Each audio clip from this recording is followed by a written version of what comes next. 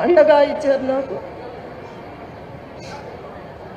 గోపీనాథ్ గారి ఆశయాల్ని అందరం కలిసి ముందుకు తీసుకువెళ్దాం.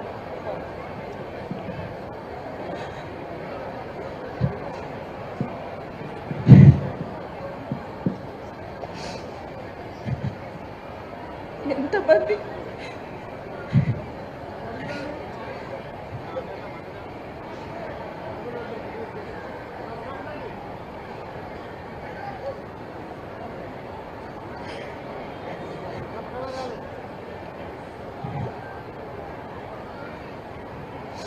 మీ ఇంటి ఆడబిడ్డగా అనుకొని నాతో పాటు అందరూ కలిసి గోపన్న ఆశయాలు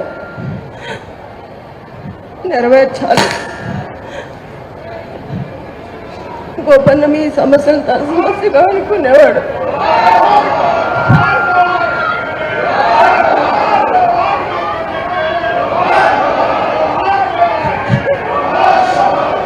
ఎంతమంది మా కుటుంబం లాగా చూసి మిమ్మల్ని చూసి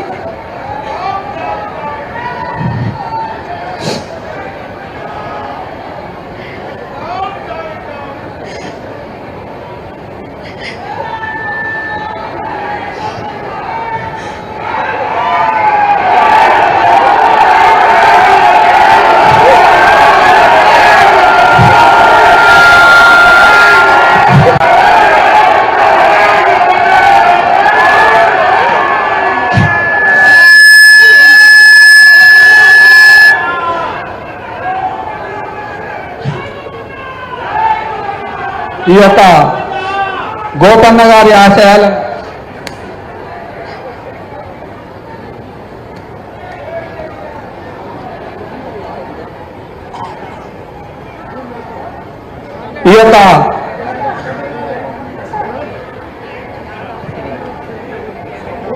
శ్రీమతి శ్రీ దివంగత మాగంటి గోపీనాథ్ గారు కుమార్తె అయినటువంటి అక్షర గారు మన మధ్యలో ఉండి ఈ యొక్క గోపన్న గారి గురించి పార్టీ గురించి మాట్లాడాల్సిందిగా కోరుచున్నాము.